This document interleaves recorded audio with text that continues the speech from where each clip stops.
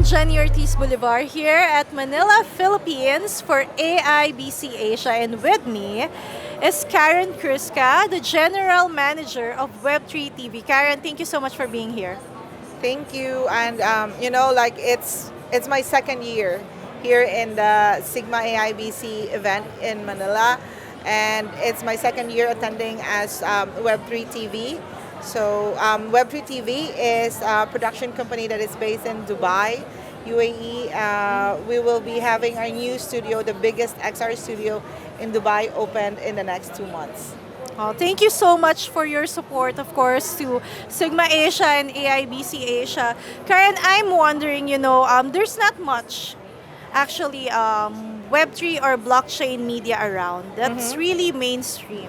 So I want to ask you, why is it important that we are covering the development in this space? I think for me, and one of the reasons that we wanted to, we had a goal that we want to educate people when it comes to Web3, blockchain, and now AI. And it started with fintech, right? And Yes. then it evolves. The name evolves every year. But at the end of the day, we want people to be more tech savvy, to know more about the industry. Because some people, they're interested in this industry to make money. But let's be honest, a lot of people lost money as well because they are not well educated.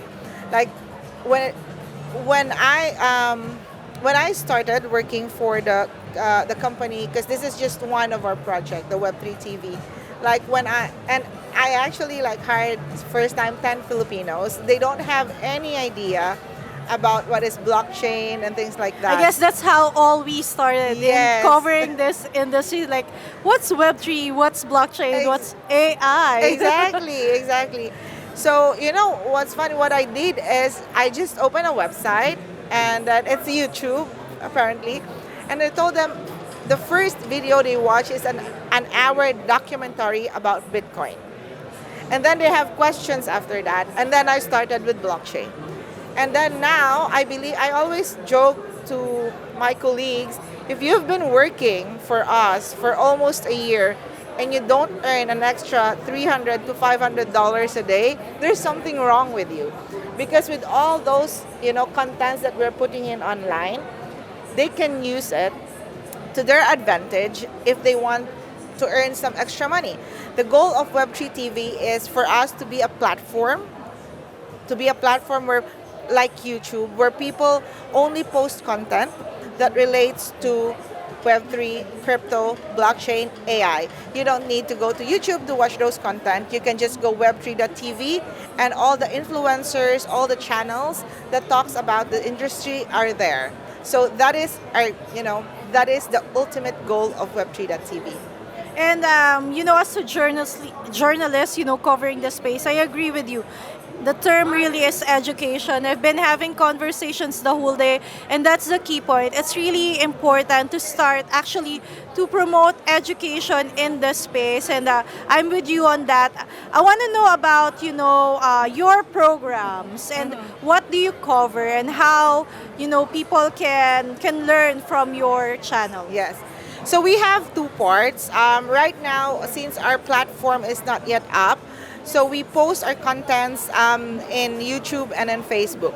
So we have two parts. The English team, which covers all the events in English. So we have an American host.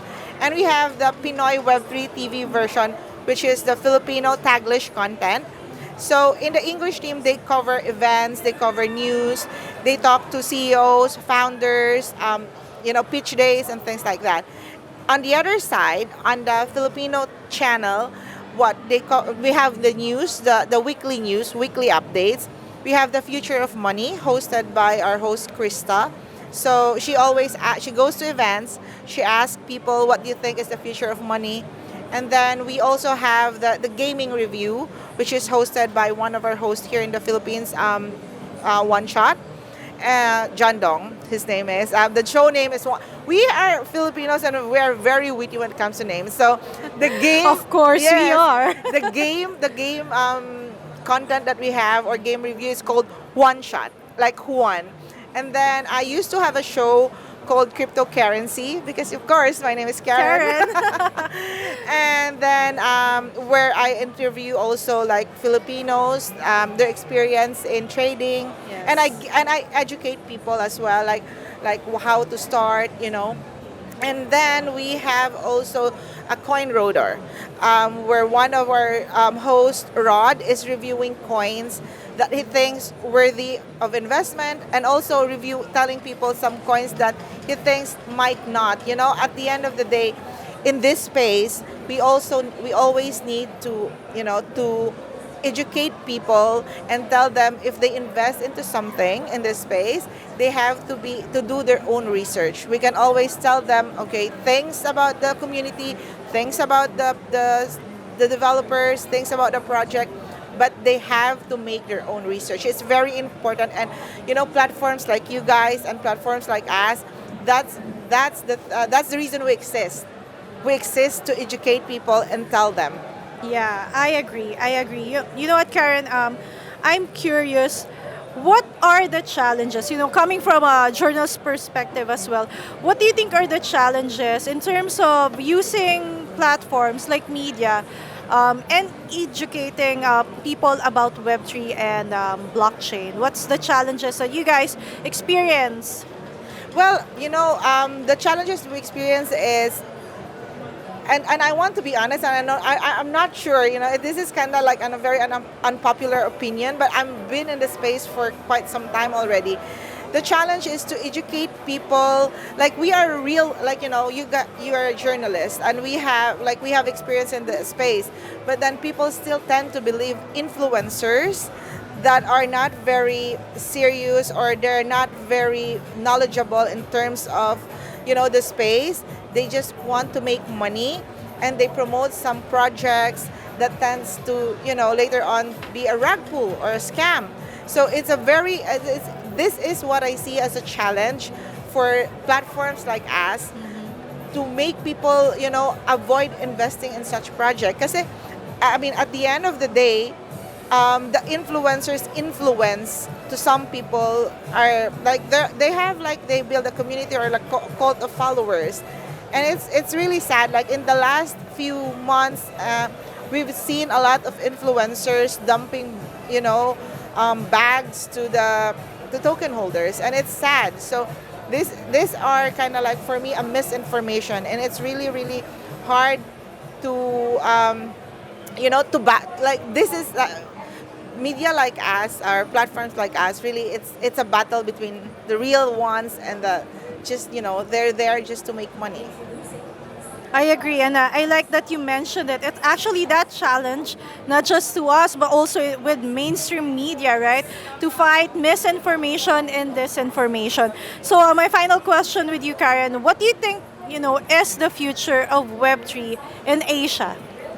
I feel like Asia is very thriving when it comes to Web3. In Token 2049, that was in Dubai few months in April, right? Most of the side events were hosted by Asian companies. I've been to one that's and like Asia in Web3 is now thriving. Like, just this week, there's a Vietnam Blockchain Week, and in September is the first ever Malaysian Blockchain Week. So can you imagine, all our neighboring countries, most countries are Asia, are really adopting into this space. They and in the end, like, how internet started way back. Like, not everyone wants to use an email, but everyone now has an email. It's the same thing. Not everyone wants to use a crypto wallet, but eventually all payments, later on we will have to have a crypto wallet, and crypto wallet is part of Web3.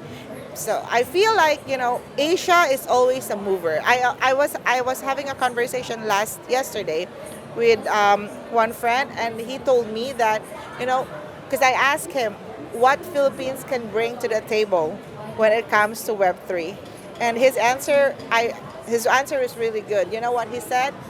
Filipinos may not have the money to buy big purchases when it comes to Web3 related products, but Filipinos bring engagement.